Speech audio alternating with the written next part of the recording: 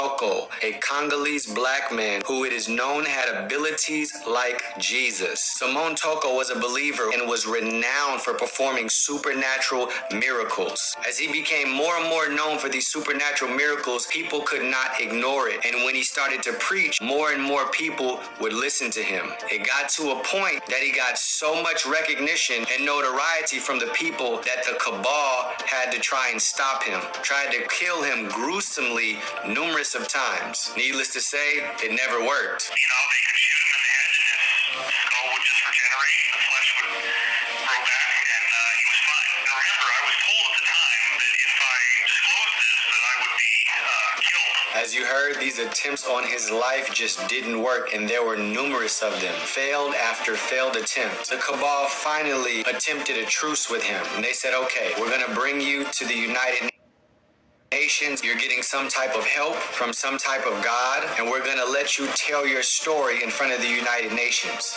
He later boarded a plane, and it ended up being a setup. They shot him numerous times in his head. They then chopped his body up in small pieces. They put them in radioactive containers that would deteriorate his flesh. They flew these boxes across the world in different places of the world, and they thought that because they did all of this, it would prevent him from regenerating. Well, what happened later in the meeting there at the United Nations? Well, he then regenerated in their offices and was fully fine, fully intact.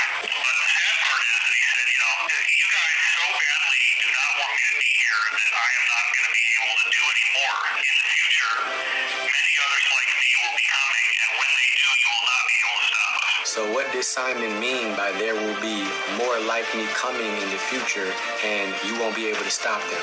Is this even biblical? The answer is yes, this is 100% biblical, and the Bible references it and talks about it in many different places. The first place we'll go is Joel. Joel mentions an end-time army of God that will come at the end of the age. Nobody has ever seen anything like them, neither before or will you see anything like them after. And we're talking about everybody before, including Jesus and including Adam.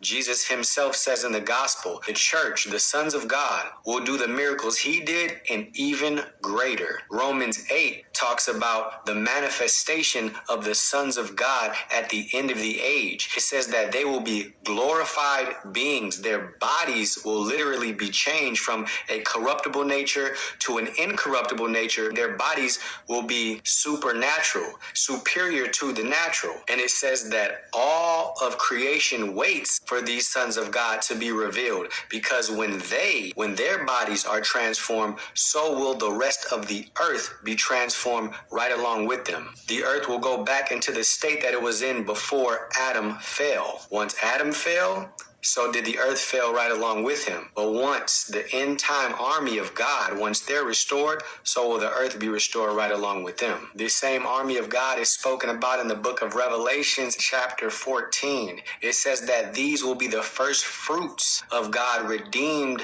from the earth. They will wear the name of the Son and the name of the Father. This is the same group of people that the glory of Jesus will be revealed in. Remember, the Bible says the latter house will be greater than the former house. This is the group of people that Simon is referring to, and he knew this by the revelation of God. These people are in the earth today. These people are going through a process of transformation, a process of change, a process of washing and healing and being restored. This is the true reason why Jesus died on the cross. It wasn't for us to live a good life and to go to heaven. If that was the case, what is the cloud of witnesses still waiting for? They're all in heaven. So what promise are they still waiting for? That promise is to come into perfection and to receive the glory of God. There is a people who the Bible says will come into this promise first, and the cloud of witnesses, the great cloud of witnesses,